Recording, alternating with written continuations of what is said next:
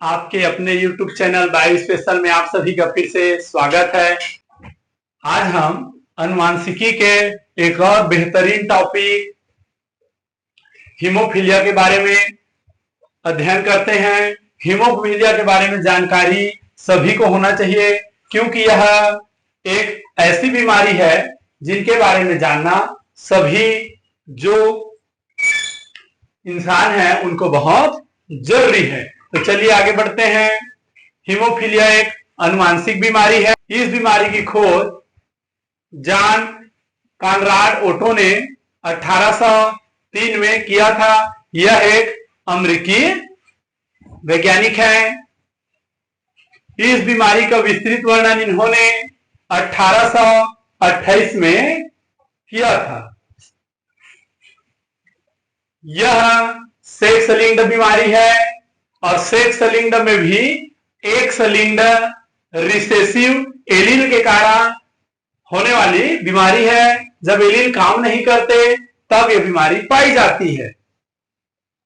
यह बीमारी शाही परिवार से रिलेटेड रहा, क्योंकि ब्रिटेन के महारानी विक्टोरिया में यह म्यूटेशन के कारण उत्पन्न हुआ था और वह इस बीमारी की वाहक थी। उनके 9 बच्चों में से एक बच्चा प्रिंस लियोपोल्ड को हीमोफीलिया था।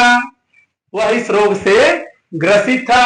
इस रोग से ग्रसित व्यक्ति में अगर चोट लग जाती है तो थक्का नहीं बनता, इस कारण इसको ब्लीडर रोग कहते हैं। शाही परिवार से संबद्ध था, इसलिए इसे शाही डिजीज या रॉयल डिजीज के नाम से भी जाना जाता है। यह एक देश के शाही परिवार से दूसरे देश के शाही परिवार में पूरी तरीके से फैल गया, जैसे स्पेन, रूस, जर्मनी के राजघरानों में पूरी तरीके से यह बीमारी फैल गया।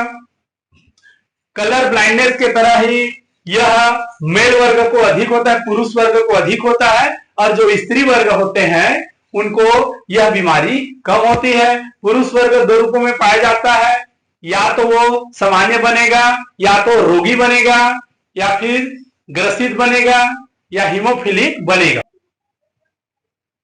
स्त्री 3 स्थिति में रह सकती है: सामान्य, वाहक और रोगी, और यह बीमारी स्त्री को कम होता है। आगे देखते हैं हीमोफीलिया का प्रकार। वैज्ञानिक जो है खोज कर लिए हैं जिनके कारण, जिन फैक्टर की कमी के कारण हीमोफीलिया होता है, अर्थात रक्त का थक्का नहीं जमता। वर्तमान में 12 फैक्टर पाए जाते हैं, जिनमें से 8वां फैक्टर जो होता है, 8वां फैक्टर जो रहता है anti haemophilic factor. Anti haemophilic factor, इस फैक्टर का जब खोज हुआ तब पता चला कि इसकी कमी के कारण, एंटी हीमोफिलिक फैक्टर की कमी के कारण ब्लड का थक्का नहीं जमता, रक्त का थक्का नहीं जमता, क्योंकि नाम में ही है एंटी हीमोफिलिक ए, इसी कारण इसको हीमोफिलिक ए बोला गया। आगे 9वां फैक्टर जिसे क्रिसमस फैक्टर बोलते हैं, इसका खोज हुआ, क्योंकि ए नाम दे चुके थे अल्फाबेट में, तो बी बढ़ाए और उसको बोले हीमोफीलिया बी। अब आगे 10वां फैक्टर उतना इंपॉर्टेंट रोल प्ले नहीं करता, जिसकी कमी से थक्का न बने। अब है 11वां फैक्टर। 11वां फैक्टर में आता है प्लाज्मा थ्रोम्बोप्लास्टिन फैक्टर या प्लाज्मा थ्रोम्बोप्लास्टिन इंसिडेंट फैक्टर। इस फैक्टर की कमी के कारण भी रक्त का थक्का नहीं जमता, इसको बोला गया हीमोफीलिया सी। और लास्ट में जो 12वां फैक्टर खोजा गया हैगमैन फैक्टर, इस फैक्टर की कमी के कारण भी ब्लड का थक्का नहीं जमता। इस कारण हीमोफीलिया 4 प्रकार हो गए: haemophilia A, haemophilia B, haemophilia C और हीमोफीलिया डी।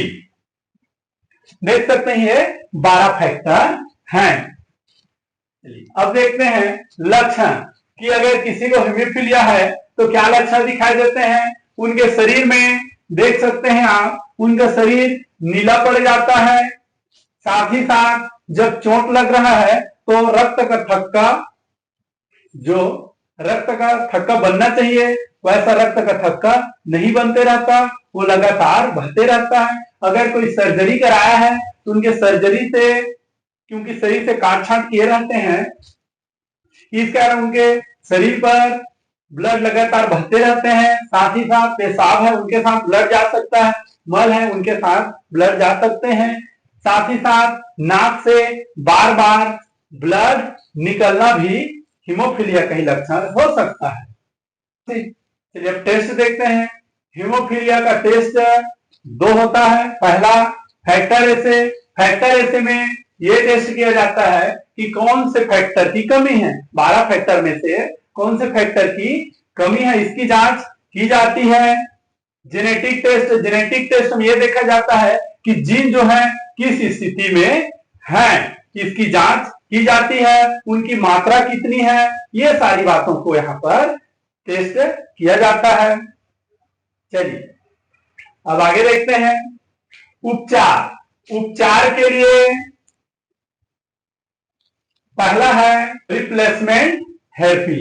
रिप्लेसमेंट थेरेपी के अंतर्गत जिस फैक्टर की किसी व्यक्ति में कमी है, हीमोफिलिक रोग से ग्रसित व्यक्ति में जिस फैक्टर की कमी है उस फैक्टर का इंजेक्शन लगा दिया जाता है। तो ये है पहला रिप्लेसमेंट थेरेपी के अंतर्गत। दूसरा है डेस्मोप्रेसिन। ये एक दवा है। यह दवा हीमोफीलिया, जब हल्का हीमोफीलिया ए होता है तब डेस्मोप्रेसिन दवा दी जाती है। यह 8वें फैक्टर को रिलीज कराता है। जो हमारे शरीर में 8वां फैक्टर रहता है, जो ब्लड को थक्का जमाता है, उस फैक्टर को रिलीज कराने का काम करता है ये डेस्मोप्रेसिन दवा। फिर अगला है एंटी फाइब्रिनोलाइटिक दवा। ये एंटी फाइब्रिनोलाइटिक जो दवा होती है वो थक्के बनने वाले प्रोसेस को विघटित होने से रोकता है, या जो थक्का बनने वाला है उसको विघटित होने से रोकने का काम करता है एंटी फाइब्रिनोलाइटिक जो दवा है। उसके बाद है जीन थेरेपी। किसी व्यक्ति को जो हीमोफिलिक रोग से ग्रसित है उनके शरीर में जीन किस स्थिति में है इसको देखा जाता है, और उनके बाद सही सही जो फैक्टर बनाने वाले जीन हैं उनकी थेरेपी दे दी जाती है। भविष्य में यह जीन थेरेपी मेथड हीमोफिलिक रोग को दूर करने का बढ़िया इलाज हो सकता है। साथ ही साथ ऐसे बहुत से अनुवांशिक बीमारी जो जीन के कारण होती है उनको यहां पर बढ़िया इलाज किया जा सकता है।